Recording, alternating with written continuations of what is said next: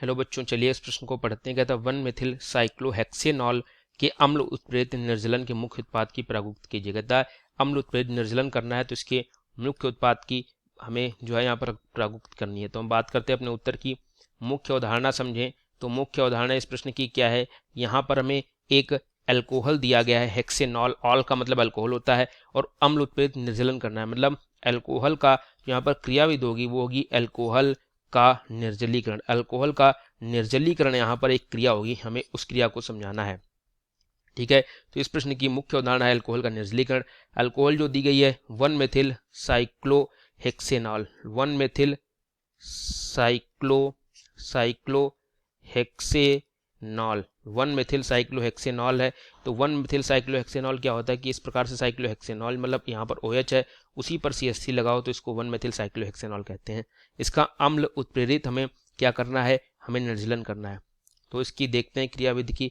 जैसे यहाँ पर OH है और CH3 है। सबसे पहले यहाँ पर अम्ल मतलब H+, जैसे H2SO4 डाल देते हैं तो H2SO4 H+ देता है प्लस HSO4 माइनस देता है। तो OH सबसे पहले O की इलेक्ट्रॉन युग्म है, इस H+ को ग्रहण करते हैं, H+ को ग्रहण करते हैं, यहाँ पर OH2 धनायन बनाते हैं और यहाँ CH3 लगा रहता है।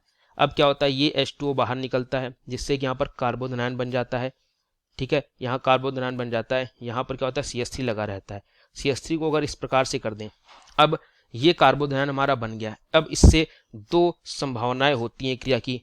एक हाइड्रोजन यहाँ पर उपस्थित है कि HSO4 या तो इस हाइड्रोजन को ग्रहण करे तो यहाँ पर जो अल्कीन बनेगी वो इस प्रकार से बनेगी, यहाँ पर CH3 रह जाएगा।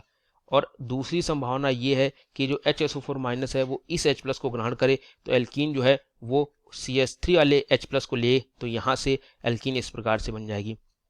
तो इन दो उत्पादों में हमें बताना है मुख्य उत्पाद। तो इन दोनों उत्पादों में अगर हम बात करें तो हमारा मुख्य उत्पाद जो होता है वो ये मुख्य उत्पाद होता है। ये मुख्य उत्पाद इसलिए होता है क्योंकि यहाँ पर जो एल्कीन है वो स्थायी होती है। जो एल्कीन है वो बनने वाली एल्कीन जो है वो स्थायी होती है। वो स्थायी इसलिए होती है क्योंकि इस एल्कीन के एक तरफ दो समूह लगे हैं, एक तरफ एक समूह लगा है और केवल एक हाइड्रोजन आया है। मतलब यहाँ पर क्या है, यहाँ पर जो है एल्किल समूह अधिक लगे हैं। एल्कीन पर जो एल्किल समूह है, एल्किल समूह अधिक हैं, एल्किल समूह यहाँ पर अधिक जुड़े हैं।